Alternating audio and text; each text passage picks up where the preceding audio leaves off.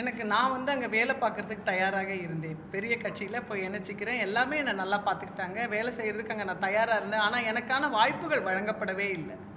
அப்படி இருக்கும்போது நம்ம எதுக்கு அந்த கட்சியில் பயணிக்க? இன்னைக்கு ஏன் இப்படி அதுவும் தமிழக வெற்றி கழகத்துக்குள்ளே நுழைந்த மறுநாள் எதுக்கு இந்த பேச்சு பேசுகிறாங்க? எதற்கு களங்கம் கற்பிக்க இப்படி ஒரு பேச்சு பேசுகிறாங்க? இவங்க வந்து காமராஜர் பேத்தியே கிடையாது, இவங்க ரத்த உறவே கிடையாது, நேரடி உறவே கிடையாதுன்னு சொல்லிட்டு தவறான பரப்புரைகளை தொடர்ந்து பரப்பிக்கிட்டே வராங்க. நான் பெருந்தலைவர் காமராஜர் அவர்களின் வம்ச வழி பேத்தி மயூரி. இன்னைக்கு பத்திரிகையாளர்களுடைய சந்திப்பு எதனால அப்படின்னா, திரும்ப திரும்ப சில விஷயங்கள் பொய்களாக இன்னைக்கு சமூகத்தில் பரவிக்கிட்டே இருக்குது. நான் திராவிட முன்னேற்ற கழகத்தில் 10 ஆண்டுகளுக்கு முன்னாடி இணைந்தேன்.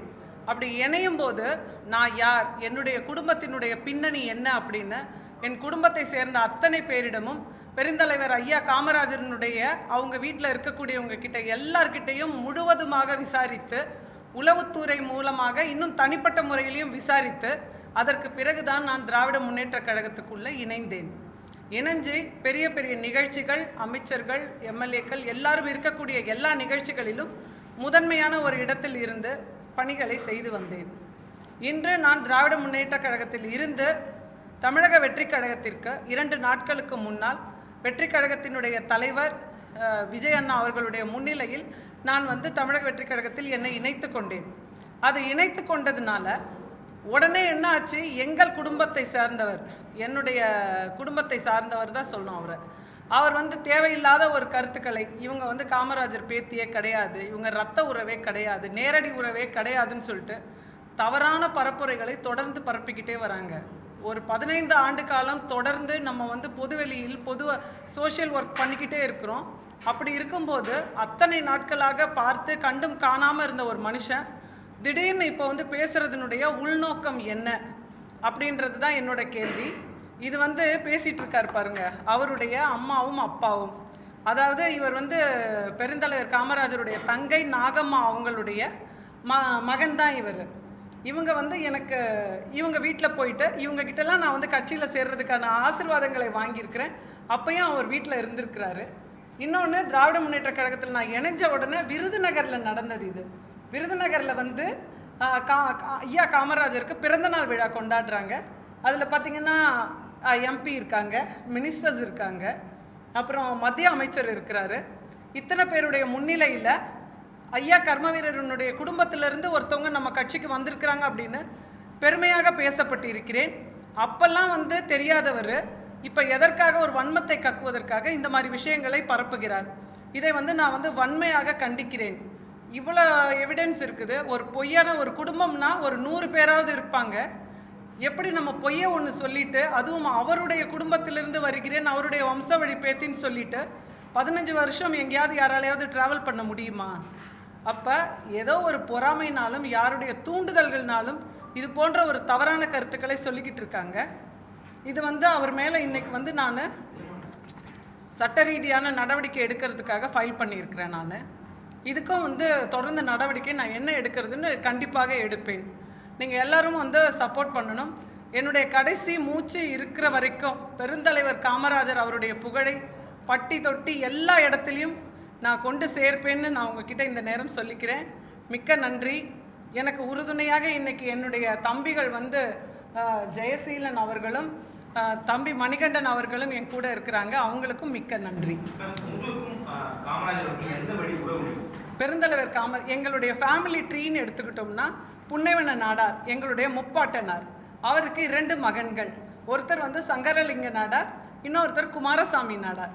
குமாரசாமி நாடாரனுடைய மகன் தான் நம்ம கர்மவீரர் காமராஜர். சங்கரலிங்கம் அவர்களுடைய மகன் திரு அண்ணாமலை நாடார் அவர்கள். அண்ணாமலை நாடாருடைய ஃபேமிலியில் நாங்கள்லாம் தான் அவருடைய பேத்தி.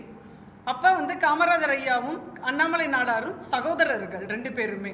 அப்படிதான் நான் அவருடைய குடும்பத்தில் பேத்தியாக வருகிறேன். ஒரே பாட்டி வழியில் வந்தவங்க, தத்து பிள்ளைங்க யாருமே கிடையாது. பாட்டி ஒரே புன்னைவன நாடாரனுடைய பிள்ளைங்க தான் 2 பேரும். இதில் யாருமே தத்து கிடையாது. தவறான தகவல்களை அவர் சொல்கிறாரு. 2 பேருமே அவங்களுடைய பிள்ளைங்க.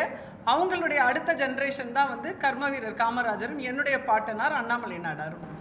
அவர் சொல்ற குற்றச்சாட்டே அவர் தத்து பிள்ளை, அவர் தத்தெடுத்து வளர்க்கப்பட்டவர். யாருக்கு யாரு தத்து கொடுத்தாங்க அதெல்லாம் வந்து அவர் எதுவுமே சரியாவே சொல்லலையே. தத்துன்னே இங்க எதுவுமே கிடையாது. ஐயா காமராஜர் ஐயாவினுடைய தகப்பனார் வந்து குமாரசாமி நாடார், சிவகாமி அம்மாளுடைய மகன் தான் அவருக்கு நேரா இருக்கிற சகோதரர் சங்கரலிங்கம் அவருடைய மகன் தான் அண்ணாமலை நாடாரும், அவங்களுடைய எங்க பாட்டியும் அவங்க தான். இதுதான் எங்களுடைய ஃபேமிலி ட்ரீ. இது வந்து நாங்கள் எல்லா திருமணங்கள்லையும் சரி, குடும்ப விசேஷங்கள் எல்லாத்துலேயுமே ஒன்றா தான் பயணிக்கிறோம். இப்பவும் பயணிச்சுக்கிட்டு தான் இருக்கிறோம். எங்களுடைய குலதெய்வமுங்க அப்படிங்கிறது ஐயா பேரில் இருக்கிற காமாட்சி அம்மன் தான். எல்லாமே திருவிழாவுக்கு போகிறோம் வரோம் எல்லாம் இணைஞ்சு இருக்கிறோம். இப்போ திடீர்னு ஒரு நபர் வந்து அவரையே நான் கூப்பிட்டுருக்கிறேன் வாங்க கட்சிக்கு அப்படின்னு. வேண்டாம் வேண்டாம், கட்சிக்கெல்லாம் போனால் யார் சோறு போடுவான்னு என்கிட்ட பேசியிருக்காரு. இன்னைக்கு ஏன் இப்படி அதுவும் தமிழக வெற்றி கழகத்துக்குள்ள நுழைந்த மறுநாள் எதுக்கு இந்த பேச்சு பேசுறாங்க? எதற்கு களங்கம் கற்பிக்க இப்படி ஒரு பேச்சு பேசுறாங்க? இத்தனை நாள் பொதுவெளியில் நான் வந்து நிகழ்ச்சிகள் பேசி இருக்கிறேன், நிறைய மீடியாஸ்ல நான் வந்திருக்கிறேன், எல்லாருக்குமே நல்லாவே தெரியும் என்ன. அப்படி இருக்கும்போது அன்னைக்கெல்லாம் வாய் மூடி மௌனமா இருந்துட்டு இன்னைக்கு தவறான தகவல்களை பரப்புறதனுடைய நோக்கம் என்ன? நான் அவருக்கு வந்து நோட்டீஸ் அனுப்புறேன், அதுக்கும் அவர் பதில் சொல்லணும். இன்னும் வந்து எங்களுடைய சொந்த பந்தங்களோடு மேலும் வந்து எல்லா விளக்கங்களையும் வந்து இன்னும் ஒரு 10-15 நாளில் என்னுடைய குடும்பத்தினர் அத்தனை பேரோட வந்து நான் இதை வந்து நிரூபிக்கிறதுக்கு தயாராக இருக்கேன். ஏன்னா ஒரு விஷயம் நம்ம முன்னெடுத்து போகும்போது திரும்ப திரும்ப வந்து ஒரு பொய்களை சொல்லிக்கிட்டே இருக்கிறாங்க. இது வந்து எங்களுக்கு மட்டுமல்ல, ஐயா காமராஜருடைய பெயருக்குமே இழுக்கு தான் பண்ணுறாங்க இவங்க. ஐயா காமராஜரை பற்றி எவ்வளவோ சோஷியல் மீடியாவில் இன்னைக்கு தப்பாலாம் பேசுகிறாங்க. அன்னைக்கெல்லாம் ஒரு வார்த்தை கூட பேசாமல் வாயை மூடிட்டு மௌனமா இருந்துட்டு இன்னைக்கு அவர் பேசுறதுனுடைய அர்த்தம் என்ன? நிச்சயமா இருக்கும்னு தான் நினைக்கிறேன். இன்னைக்கு பல பேர் இருக்கிறாங்க, ஐயாவினுடைய புகழை கெடுக்க வேண்டும் அப்படின்னே ஒரு கும்பல் செயல்பட்டு இருக்கு. அப்படி இருக்கும்போது யாராவது ஒருத்தனுடைய தூண்டுதல் பேர்ல தானே இன்னைக்கு போய் நம்ம சேர்றோம். சேர்ந்த அன்னைக்கு மாலையே பார்த்தீங்கன்னா எல்லா இடத்துலையும் தெரிய வருது. மறுநாள் மாலையிலேயே அவர் உடனே பேட்டி எடுக்கிறேன், உடனே தூசி தட்டி பழைய இதெல்லாம் எடுக்கிறேன் அப்படின்னெல்லாம் எடுத்து பேச வேண்டியதனுடைய அர்த்தம் என்ன இருக்கு? யாருனுடைய பேரை கெடுக்க போறாங்க? இன்னும் சொல்ல போனீங்கன்னா தமிழக வெற்றி கழகத்தினுடைய கொள்கை தலைவராக என்னைக்கு காமராஜரை எடுத்தாங்களோ அன்னையில இருந்து அவரை வந்து தொடர்ந்து அவருடைய நல்ல விஷயங்கள் எல்லாத்தையுமே வந்து வேறு மாதிரியான கோணத்துக்கு எடுத்துட்டு போன நினைக்கிறாங்க. அது என்றுமே அது வந்து நடக்கவே நடக்காது. 3 தலைமுறை இல்லை, இன்னும் 30 தலைமுறை போனாலும் ஐயாவினுடைய புகழ் என்றும் நிலைத்து நிற்கும். அதை யாராலையும் அந்த புகழை வந்து கெடுக்க முடியாது. அதுதான் உண்மை. ஆமா, அதுதான் நான் இப்போ உண்மை. ஏன்னா கட்சிக்குள்ள வந்து பெரிய கட்சியில நான் 10 ஆண்டுகள் இருந்திருக்கேன். அந்த கட்சிக்கு தெரியாததா இவங்க யாரு, இவங்க எந்த குடும்பத்துல இருந்து வராங்க அப்படின்னு தெரியாததா? அப்ப எதுக்கு இங்க வந்த மறுநாளே இவர் பேச வேண்டிய அவசியம் என்னவா இருக்கும்? அதுதான். ஆமா ஆமா இல்ல, அவங்களுக்கும் தான் இது போன்ற அவங்களும் வந்து ஒரு மாநில பொறுப்பு வாங்கும் போதும் ஒரு குற்றச்சாட்டு வரும், யார் மூலமாவது ஒரு கேள்வி வரும். திரும்பி அதுக்கு அடுத்து ஆமா, யாரு லைம் லைட்ல அதிகம் இருக்கிறாங்களோ அவங்க தானே அதிக தாக்குதலுக்கு உள்ளாகுறாங்க. அப்ப எனக்கு இதுதான் எனக்கு தெரியுது வேண்டுமென்றே இது வந்து பரப்பப்படுகின்ற ஒரு வதந்தி, தவறான செயல் இது. அதுக்கு அவர் நிச்சயமாக பதில் கொடுக்கணும். இன்னும் மேல தகவல்களை என் குடும்பத்தோட வந்து நான் வந்து இன்னும் ப்ரூவ் பண்றதுக்கு நான் தயாராக இருக்கிறேன். இது ஏன் நான் உடனே பண்ணணும் அப்படின்னு நினைச்சேன்னா தப்பான ஒரு விஷயம் ஸ்ப்ரெட் ஆகிக்கிட்டே இருக்குது. அதை தயவுசெய்து நீங்கள்லாம் மனசு வச்சு நிறுத்துங்க, நல்ல விஷயத்தை பரப்புவீங்கன்னு நினைக்கிறேன். நன்றி.